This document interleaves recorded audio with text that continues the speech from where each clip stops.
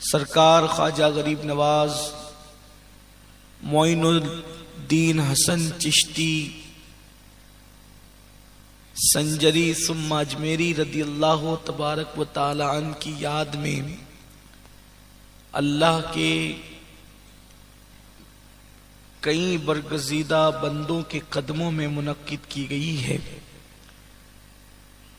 اللہ تبارک و تعالی میری اور آپ سب کی حاضری کو شرف قبولیت عطا فرمائے۔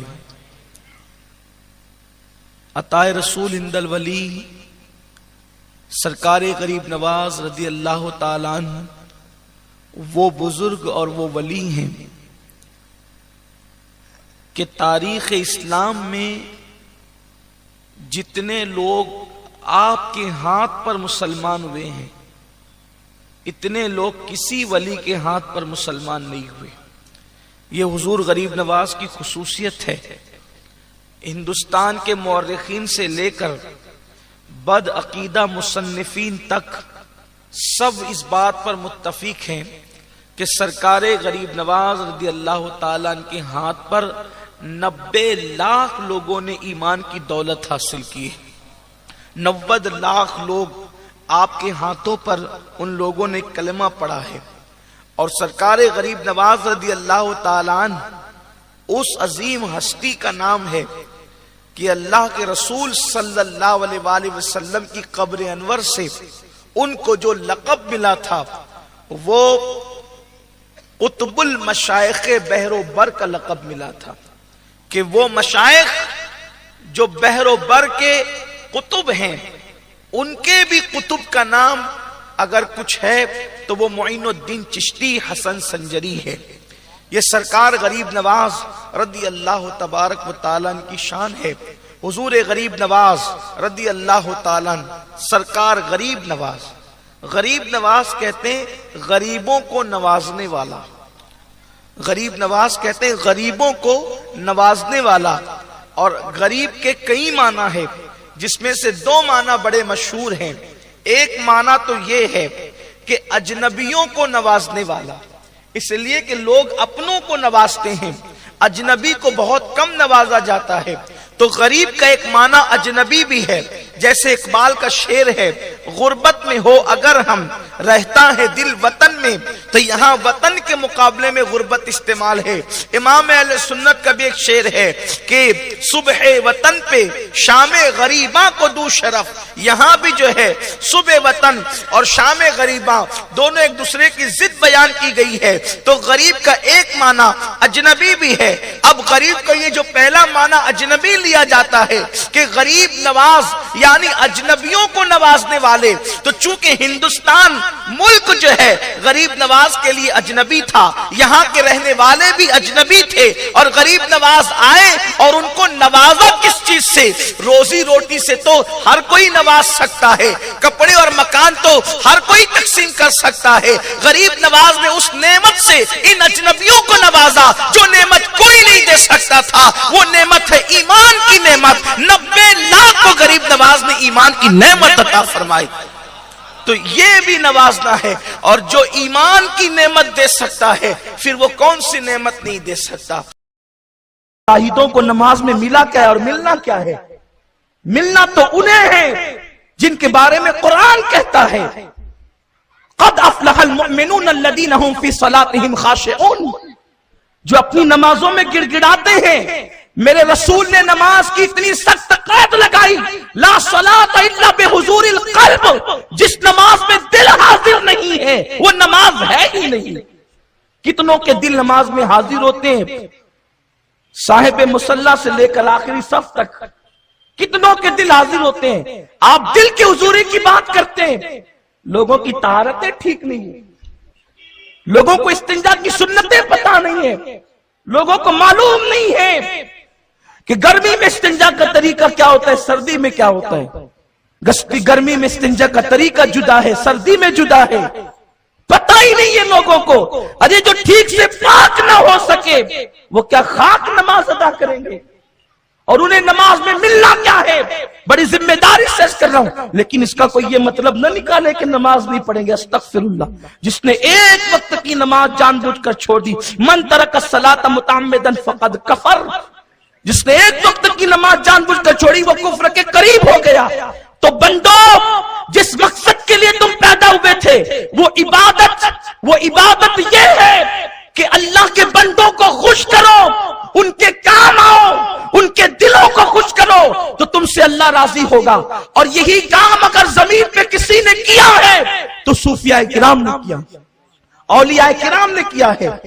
آج ہم تو خود غرض لوگ ہو گئے، اپنی آنگن کا کچرا جب تک پڑوسی کے آنگن میں نہ ڈالے ہمیں سکون نہیں ملتا۔ آپ جس عبادت کے لیے پیدا ہوئے، آپ تو کچرے کو جھولی میں سمیٹ کر بستی کے باہر لے جا کر کے پھینکنے کے لیے پیدا ہوئے تھے، اور آپ اپنے پڑوسی کے گھر کو کچرے کا سبب بنانے لگے۔ کیا آپ کی نظروں سے وہ حدیث نہ گزری؟ تم میں کا کوئی اس وقت تک مومن نہ ہوگا جب تک کہ جو چیز اپنے لیے پسند کرتا ہے اپنے مومن بھائی کے لیے پسند نہ کرے۔ یہ حدیث کہاں ہے؟ کہاں کھو گئے ہیں آپ؟ دین کی اصل اساسوں کو آپ نے پیٹ کے پیچھے ڈالا۔ جو چیزیں نفس پر آسان تھی ان چیزوں کو اختیار کیا، اور جو چیزیں نفس پر گرا تھی ان کو چھوڑ دیا۔ آئیے میرے خواجہ ہند کے راجہ غریب نواز نے کیسے دل جیتے، دل کیسے جیتے، ہندوستان کے 90 لاکھ لوگ کیسے مسلمان ہوئے۔ سارے مکاتب فکر کے مولوی محنت کرتے ہیں، قوم نمازی نہ بن سکی۔ سب لوگ مل جل کر بھی 90 لاکھ کو نمازی نہ بنا سکے۔ 90 لاکھ تو اپنی جگہ، 90,000 کو نمازی نہ بنا سکے، اور وہ 90 لاکھ کو کلمہ پڑھا رہے ہیں۔ وہ بھی کن کو؟ راجپوتوں کو، کن کو؟ برہمنوں کو، کن کو کلمہ پڑھا رہے ہیں؟ جو اپنے مذہب میں انتہائی سخت لوگ تھے ان کو کلمہ پڑھا رہے ہیں۔ آخر وہ کون سا طریقہ تھا؟ وہ طریقہ کیا تھا؟ یاد رکھیں، سرکار غریب نواز رضی اللہ تعالیٰ نے اپنی پوری زندگی میں روٹی کا جو پاؤ ٹکڑا ہوتا ہے نا، وہ بھی سوکھا ہوا ہمیشہ پانی میں بھگو کر کھایا۔ آپ کی زندگی میں ہندوستان آنے کے بعد کبھی سالن نہیں ہے، صرف سوکھی روٹی کا ٹکڑا ہے، اور وہ بھی پانی میں بھگو کر کے کھاتے ہیں۔ اور حال یہ ہے کہ خود غریبوں کے لیے لنگر جاری کر رکھا ہے، اور اس لنگر کے اخراجات اس زمانے میں سرکار غریب نواز جب ہندوستان آئے اس زمانے میں غریب نواز کے لنگر کے اخراجات 2000 روپے ہوتے تھے۔ اس دور کی بات کر رہا ہوں۔ آپ نے اپنے دادا پر داداؤں سے سنا ہوگا کہ ہم ڈھبو لے کے نکلتے تھے اور اتنا سامان خرید لاتے تھے۔ یہ تو دادا پر دادا کی بات ہے۔ آج سے 800 سال پہلے جس کے لنگر کے اخراجات 2000 روپے ہوتے ہوں تو کتنے لوگ کھاتے ہوں گے؟ ہندوستان کے مورخین نے لکھا ہے کہ روئے زمین پر جو اجمیر مقدس شہر آباد ہے وہ شہر بہت بڑا تھا۔ بڑا اس لیے تھا کہ اس شہر کے اندر ہندوستان کا اکھنڈ بھارت کا سمراٹ رہتا تھا، اور سینکڑوں بادشاہ جو اس اکھنڈ بھارت کے اندر اپنی اپنی حکومتیں اور سلطنتیں سنبھالتے تھے وہ سب کے سب باج گزار تھے اس بادشاہ کے جس کا نام پرتھوی راج چوہان تھا۔ غریب نواز پیوندار کپڑے پہن کر اور روٹی کے سوکھے ٹکڑے کھا کر اس وقت 2000 روپے یہ آتے کہاں سے تھے؟ تو سرکار غریب نواز نے خود فرمایا، بابا کتب اس کو بیان کرتے ہیں کہ جب بھی مطبخ کا ذمہ دار آتا اور عرض کرتا حضور کھانا بنانا ہے تو آپ فرماتے تھے میرے مسلح کے نیچے ہاتھ ڈال اور جتنا تجھے نکالنا ہے نکال لے۔ غور فرمائیں، وہ کھلاتے تھے، وہ کھانے والے لوگ نہیں تھے، کھلانے والے تھے۔ وہ لوگوں کی مصیبتیں دور کرنے والے تھے۔ بڑے بڑے پنڈت، بڑے بڑے جوگی غریب نواز سے مناظرہ کرنے آتے تھے۔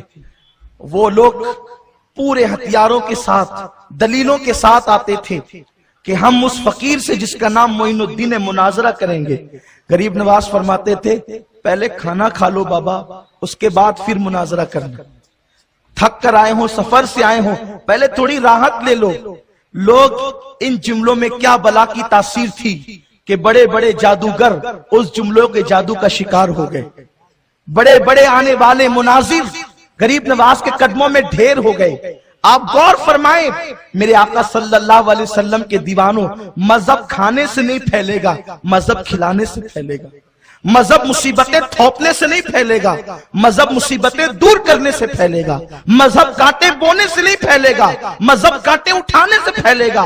आप जानते हैं, कोई गरीब हमसे मिलने के लिए आए तो हमारे तेवर बदल जाते हैं। वीडियो अगर अच्छा लगा हो तो लाइक करके आगे शेयर जरूर कर देना। अल्लाह हाफिज। अब सीरत और गरीब नवाज की जिंदगी को फिर मुलाहिजा करें। सरकारे गरीब रसूल पाक ने इस्लाम का सबसे बड़ा दुश्मन अबू जहल के घर में इस्लाम पहुंचाया अपने अखलाक से। तो रसूल पाक ने अपने किरदार से अबू जहल के घर में इस्लाम पहुंचाया।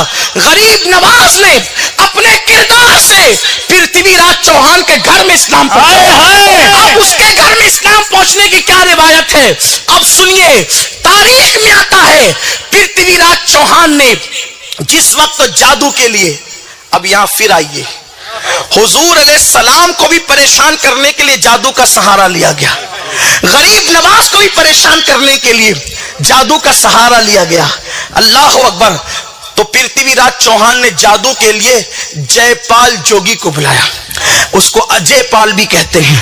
जयपाल जोगी ने खूब किया, वो पत्थर फेंका, सांप फेंके, बिच्छू फेंके, रस्सियां फेंकी, क्या क्या सब किया उसने। लेकिन आप बार बार उसको सुने हैं, मैं उसकी तकरार नहीं करूंगा। लेकिन जब सब करके थक गया, पृथ्वीराज चौहान ने उसको बुलाया, कहा ये इस पे असर क्यों नहीं होता, मोइनुद्दीन पे असर क्यों नहीं।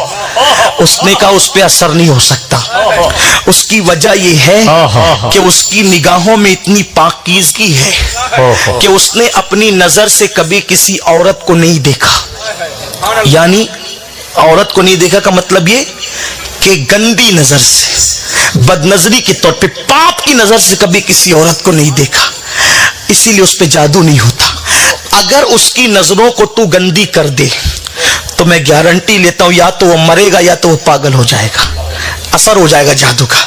उसने कहा मर्द तो आखिर मर्द होता है, मर्द के सीने में दिल होता है, पत्थर नहीं होता। पृथ्वीराज अपनी तरह समझ रहा था मेरे गरीब नवाज को।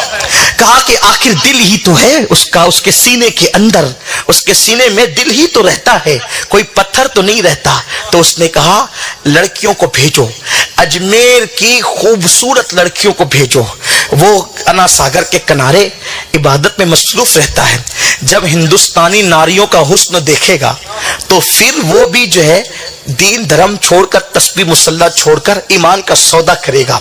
लेकिन वो अपनी तरह समझ रहे थे, हिंदुस्तान की अजमेर मुकद्दस की सबसे खूबसूरत लड़कियों को चुना गया, जिनके हुस्न की दास्तान अजमेर की पथरीली जमीन से लेकर बनारस की सरजमीन तक था, जिनके हुस्न के चर्चे, उन लड़कियों को जमा किया गया। वो लड़कियां कपड़े पहनकर, श्रृंगार करके, आधे अधूरे लिबास पहनकर गईं और अपने पाजेब गरीब नवाज के पास जाकर बजाने लगी। आपने निगाह उठा करके भी नहीं देखा, आपने निगाह उठा करके भी नहीं देखा, इसलिए कि जिसकी निगाहों में मदीने वाले मुस्तफा के जलवे बसते हो, वो किसी के हुस्न पर सौदा नहीं किया करता। वो तो हम लोग हैं जो कहते हैं नबी के नाम पे जान दे देंगे, लेकिन हीरोइन की तस्वीर भी अपने मोबाइल के स्क्रीन पर रखी हुई है। वो तो हम लोग हैं ना, हम लोग तो बहुत जबान दराज लोग हैं, हम लोग बड़ी जबान रखते हैं, दिल वैसा नहीं रखते, जबान ऐसी रखते हैं। प्यारे आका अलैहिस्सलाम के प्यारे दीवानों, फिर क्या हुआ, वो लड़कियां गई, पाजे बजाया, मेरे ख्वाजा ने उनको नजर उठाकर देखा भी नहीं। हमें अना सागर का कटोरे में समेटना याद है, ऊंटों का जमीन पे बिठाना याद है, लेकिन उन लड़कियों पे नजर का न उठाना शायद हम भूल गए। आज का पृथ्वीराज भी जेर हो सकता है कदमों में, शर्त है कि निगाहों में वो पाकीज़गी पैदा कर लो, निगाहों के अंदर वो तहारत पैदा कर लो। यहां तो इंटरनेट पर जिना के मनाजिर को देखे बगैर सुकून नहीं आता। सफर में बोर होते हैं तो गाने सुनकर के दिलों को तस्कीन देते हैं। सोचो सफर करते करते गाने सुन रहे हो और अल्लाह न करे एक्सीडेंट हो जाए और मर जाओगे तो अल्लाह को मुंह क्या दिखाओगे, क्या मुंह से अल्लाह की बारगाह में पहुंचोगे। एहसास करो, गौर करो। आप सब जानते हैं कि میرے استاد محترم دائی کبیر حضرت علامہ حافظ و قاری محمد شاکر علی نوری صاحب قبلہ جب تشریف لاتے ہیں تو میں تقریر ختم کر دیتا ہوں، اس لیے کہ ایسی میری سوچ ہے کہ ادب کا تقاضا یہ ہے کہ اساتذہ کو سبق سنانا چاہیے، تقریر نہیں سنانا چاہیے۔ وہ لڑکیاں جب واپس گئی تو اس نے پوچھا کہ کیا ہوا، تو لڑکیاں کہتی ایسا لگتا ہے شاید آج اس کا کوئی عبادت کا دن تھا، اس لیے اس نے ہماری طرف دیکھا بھی نہیں۔ حالانکہ انہیں نہیں پتا تھا کہ مسلمان کے لیے عبادت کا دن کبھی نہیں آتا۔ یہ بہت خاص بات ہے، مسلمان کے دن، جملے پہ توجہ کریں، مسلمان کے لیے عبادت کا دن کبھی نہیں آتا، اس لیے کہ مسلمان پیدا ہی عبادت کے لیے ہوا ہے۔ تو کہا کہ شاید آج اس کی عبادت کا دن تھا، اس نے دیکھا نہیں۔ اس نے غصے میں آ کر کے کہا تم چلی جاؤ، ناکارہ ہو، یہ کام میری بیٹی کرے گی۔ اور پھر پرتھوی راج نے اپنی بیٹی کو نصف کپڑے اور نصف اوریاں جسم کر کے بھیجا۔ وہ لڑکی بہت چتر چالاک اور ہوشیار تھی، وہ پہلے گئی اور انا ساگر میں اس نے اپنے کپڑوں کو گیلا کر لیا۔ میری زبان حیا اس پر خاموش ہے کہ جب کوئی عورت کپڑے یا کوئی مرد کپڑے گیلے کر لے تو پھر اس کے بعد اس کی کیفیت کیا ہوتی ہے۔ بس اتنا ہی کہہ سکتا ہوں حیا کے پردے میں کہ کپڑے پہننا اور نہ پہننا بھیگنے کے بعد برابر ہو جاتے ہیں۔ اور وہ غریب نواز کے پاس سامنے جا کے کھڑی ہو گئی اور اس نے بہت متوجہ کیا آپ کو، لیکن آپ اس کی طرف متوجہ نہیں ہوئے۔ آخر کار اس نے کہا اے معین الدین، میرے حسن کی توہین مت کر، مجھے دیکھ تو صحیح۔ تو غریب نواز رضی اللہ تعالیٰ نے اس کی طرف نظر اٹھانے سے پہلے اپنی چادر کو پھینکتے ہوئے فرمایا بیٹی کسی عورت کو اجازت نہیں کہ کسی مرد کے سامنے اس حالت میں آیا کرے۔ آپ نے بیٹی فرما کر کہا کسی عورت کو اجازت نہیں کہ وہ کسی مرد کے سامنے اس حالت میں آیا کرے۔ اس نے کہا آپ مجھے بیٹی کہتے ہیں؟ ارشاد فرمایا اسلام کا قانون یہی ہے، عمر میں بڑی ہے عورت تو ماں کا درجہ برابر ہے تو بہن کا درجہ، اور عمر میں چھوٹی ہے تو بیٹی کا درجہ دیا جاتا ہے۔ چوتھا رشتہ شادی سے پہلے اسلام کسی کے ساتھ جوڑنے کی اجازت نہیں دیتا، قربان جائیں۔ اس نے کہا میرا باپ تو کہتا تھا مسلمان اتنے وحشی ہیں، اس قدر نفس کے غلام ہیں، جس دن وہ قبضہ کر لیں گے ہند پر تو اسلامی جو ہندوستانی ناریوں کی آبرو کو خاک میں ملا دیں گے، اور آپ تو مجھے بیٹی کہتے ہیں۔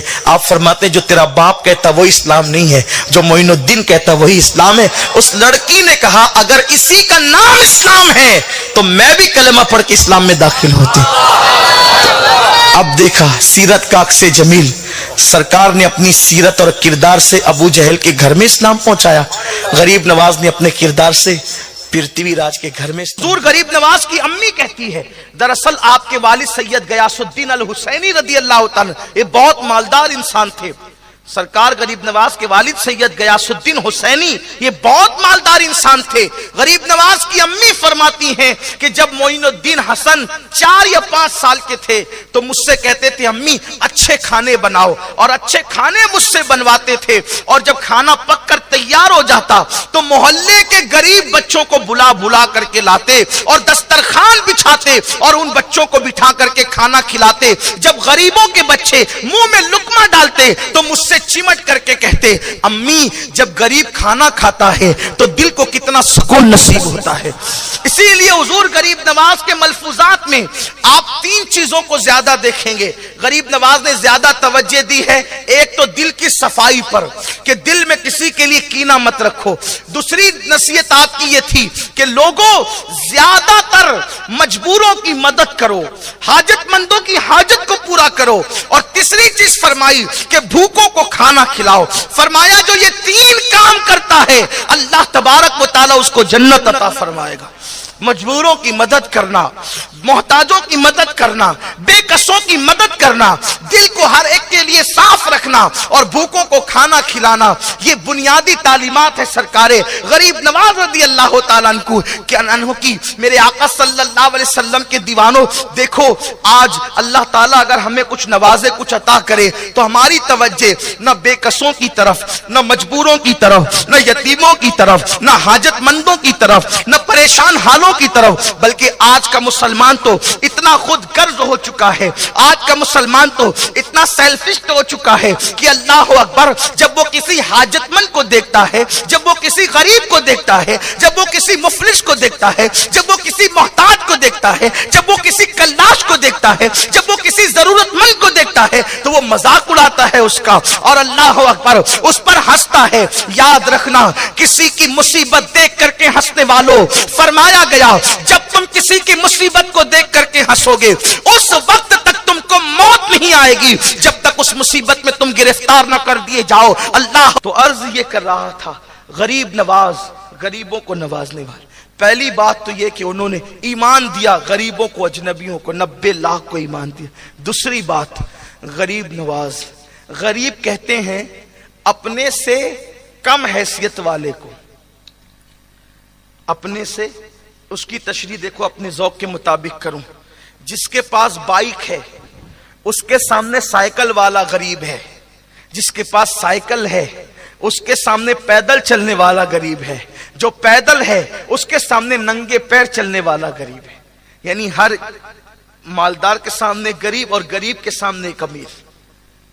اب غریب نواز، جو غریب نواز سے کم حیثیت رکھتا ہے وہ سب غریب نواز کا غریب ہے۔ پھر وہاں بادشاہ بھی غریب ہے، کیونکہ جو نعمت غریب نواز کے پاس ہے وہ پھر غوری کے پاس کہاں ہے، پھر وہ خلجی کے پاس کہاں ہے، وہ التمش کے پاس کہاں ہے۔ وہ غریبوں کو نوازنے والا، اور خدا کی قسم نوازا سب کو۔ بچپن سے غریب نواز تھے، بچپن سے کیا پورا خاندان غریب نواز ہے، پورا خاندان غریب نواز ہے۔ ماں کسی ننھے سے بچے کو اگر کلمہ طیبہ کا درس دیتی ہے تو یہ سرکار غریب نواز کی محنتوں کا نتیجہ ہے۔ جب تک کہ ہندوستان کی مسجدوں سے اور مسجد کے میناروں سے آواز اذان کی بلند ہوتی رہے گی، ہر اذان کے کلمات سرکار غریب نواز رضی اللہ تعالیٰ عنہ کی محنتوں کا اظہار کرتے رہیں گے۔ مسجدوں کے گنبد و مینار غریب نواز کی بارگاہ میں خراج عقیدت پیش کرتے رہیں گے، اس لیے کہ وہ ایسا عظیم دائی، ایسا عظیم مبلغ روئے ہندوستان نے، روئے زمین ہندوستان نے نہ اس سے پہلے کبھی دیکھا نہ اس کے بعد کبھی دیکھا کہ آپ نے 90 لاکھ کافروں کو ایمان کی دولت عطا فرمائی۔ اس مجمع کے اندر بے شمار لوگ ایسے ہوں گے کہ جن کے باپ داداؤں کو غریب نواز کے فیوز و برکات سے ایمان کی دولت نصیب ہوئی ہوگی، اور اگر کسی کے باپ دادا مسلمان ہو کر ہندوستان آئے ہیں تو ان کے ایمان کی حفاظت بھی سرکار غریب نواز کے دسترخوان سے کوشہ چینی کرنے والوں کے صدقے میں ہوئی ہوگی۔ میرے پیارے آقا صلی اللہ علیہ وسلم کے پیارے دیوانوں، ہندوستان کا بچہ بچہ جانتا ہے کہ سرکار غریب نواز اس زمین پر کیوں آئے تھے۔ یقیناً ایک بات میں اپنے جوانوں سے آج عرض کرنا چاہتا ہوں، میں ان چیزوں کا تذکرہ نہیں کروں گا جس کے لیے غریب نواز یہاں خاص طور پر نہیں آئے تھے، میں اس ایک ہی بات کا تذکرہ کروں گا، سرکار غریب نواز جس کے لیے تشریف لائے تھے۔ سرکار غریب نواز انا ساگر کو اپنے کٹورے کے اندر سمیٹنے کے لیے یہاں نہیں آئے تھے۔ سرکار غریب نواز پرتھوی راج چوہان کے اونٹوں کو زمین پر بٹھانے کے لیے یہاں نہیں آئے تھے۔ سرکار غریب نواز رضی اللہ تعالیٰ عنہ جے پال جوگی کے سر میں آسمان پہ اڑتے ہوئے، آسمان کی طرف اڑتے ہوئے جے پال جوگی کے سر میں اپنے نالین اور اپنے کھڑاؤں کی مار مارنے کے لیے نہیں آئے تھے۔ یہ تو ضمنی طور پر ایسے واقعات ہو گئے، ان کے اصل آنے کا مقصد کیا تھا؟ سرکار غریب نواز اس زمین پر کیوں تشریف لائے تھے؟ ان کے آنے کا صرف ایک ہی مقصد تھا، اور وہ مقصد تھا اشاعت اسلام۔ ہندوستان کی سرزمین کفرستان تھی، ہندوستان کی سرزمین کے لوگ جہالت کی وادیوں میں بھٹک رہے تھے، ہندوستان کی سرزمین کے لوگ اپنی بیٹیوں کو اپنے ہاتھوں سے شوہر کی چتا پر زندہ جلا رہے تھے۔ یہ ہندوستان کی سرزمین کی تاریخ ہے۔ جب تک کہ خواجہ ہندوستان نہیں آئے تھے، غریب نواز کے آنے سے کسی کو ایمان ملا، اور جن کو ایمان نہ ملا کم سے کم ان کو زندگی گزارنے کا شعور تو مل گیا، انہیں زندگی گزارنے کا طریقہ تو مل گیا۔ آج اگر کوئی کلمہ نہ پڑھنے والا شخص گھر سے غسل کر کے صاف ستھرا بن کر کے نکلتا ہے تو یہ کسی اور نہیں بلکہ سرکار غریب نواز کے قدموں کی برکت ہے، ورنہ یہاں کے لوگوں کا حال تو یہ تھا کہ مہینوں وہ لوگ غسل بھی نہیں کرتے تھے۔ نہانے کے نام سے جن کو چڑ تھی، جن کو ناخن بڑے کرنے کا شوق تھا، جن کا حال یہ تھا کہ کھانا کھاتے تو فوراً حلق کے اندر انگلی ڈال کر کے کہہ کر دیا کرتے تھے تاکہ پیٹ خالی ہو جائے گا تو پھر دوبارہ اور کھائیں گے، یہاں کھانے کا لوگوں کو اتنا شوق تھا۔ ایک بیوہ کو شوہر کی چتا پر زندہ جلا دیا جاتا تھا۔ یہ ہندوستان کی تاریخ ہے، اس کا انکار دنیا کا کوئی انسان نہیں کر سکتا۔ لیکن کب تک؟ جب تک کہ علی کا بیٹا فاطمہ کا لخت جگر ہند کی زمین پر قدم نہیں رکھتا ہے تو اس وقت تک کی حالت ہوتی ہے۔ لیکن میرے خواجہ نے ہند کی زمین پہ قدم کیا رکھا؟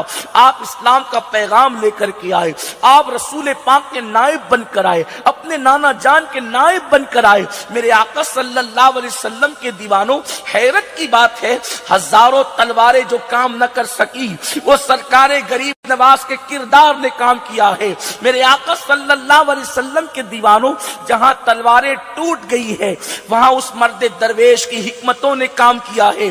آخر وہ کیا چیزیں تھی جس کی وجہ سے غریب نواز نے انقلاب برپا کیا؟ سرکار غریب نواز نے لوگوں کی زندگیوں کو تبدیل کیا۔ اللہ اکبر! تو سرکار غریب نواز کا اللہ ہم جب تاریخ کا مطالعہ کرتے ہیں تو سرکار غریب نواز اپنی پوری 97 سال کی زندگی میں اللہ نے ان کو 97 سال کی زندگی دی تھی، لیکن ہندوستان کی زمین پر ایک محتاط اندازے کے مطابق سرکار غریب نواز 40 سال سے زیادہ کا وقت سرکار غریب نواز نے نہیں گزارا۔ میرے پیارے آقا صلی اللہ علیہ وسلم کے دیوانوں، ان 40 سالوں کے اندر، حالانکہ اس سے بھی کچھ کم ہوتے ہیں لیکن ایک میں محتاط اندازہ پیش کر رہا ہوں، ان 40 سالوں کے اندر سرکار غریب نواز نے کسی کافر سے یہ نہیں کہا کہ تم کلمہ پڑھ کے مسلمان ہو جاؤ، کلمہ پڑھ کے مسلمان ہو جاؤ، کسی کو نہیں کہا۔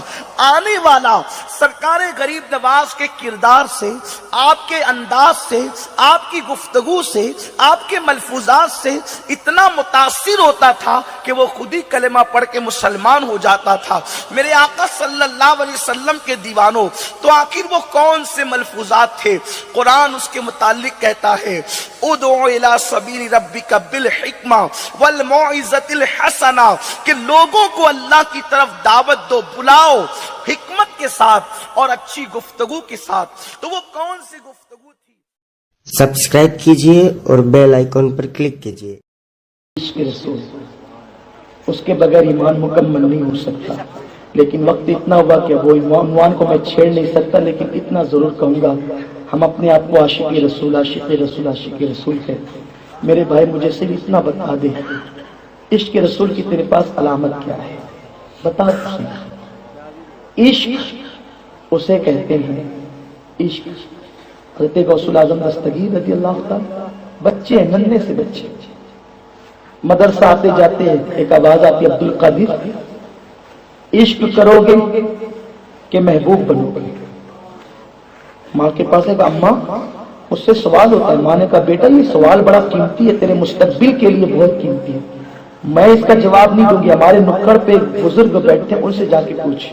یہ گئے آقا غوث الاعظم، بابا میں جب مدرسے آتا جاتا ہوں نا تو مجھ سے سوال ہوتا ہے کہ عاشق بنو گے کہ محبوب بنو گے، کیا جواب تھا؟ بزرگ نے کہا بیٹے کل آنا، میں تیرے سوال کا جواب بن جاؤں گا۔ کل گئے تو وہاں وہ تھے ہی نہیں، نوجوانوں وہاں کھڑے تھے حیران کہ کیا کروں، وہ تو ہے نہیں جواب دینے والے۔ کچھ نوجوانوں نے کہا شہزادے عبد القادر کیا بات ہے؟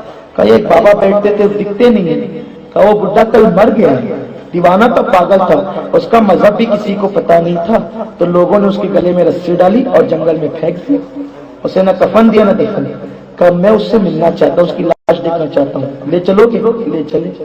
تو جب لاش پہ پہنچے تو کیا دیکھے؟ کتے بلی کوے چیل لاش کو نوچ نوچ کر کھا رہے تھے، اور اس لاش کے لبوں پہ مسکراہٹ تھی۔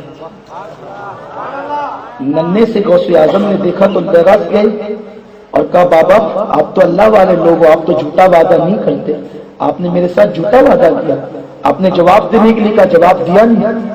تو لاش سے آواز آئی بیٹے تیرے ہی لیے تو میں جواب بنا ہوں، میں نے یہ نہیں کہا تھا کہ جواب دوں گا، میں نے کہا تھا جواب بن جاؤں گا، تو جواب بن گیا ہوں۔ دیکھ عبد القادر، میں نے عشق کیا تھا، عشق۔ عاشقوں کو اس منزل سے گزرنا پڑتا ہے۔ اگر تیرے اندر اتنی ہمت ہے نا اس منزل سے گزرنے کی، عشق کرنا، ورنہ محبوب بننے بھلائی جا محبوب بن جا۔ لیکن وہ تھے غوث الاعظم نہ تھا، انہیں کہتے ہیں مگر میں تو عشق کروں گا۔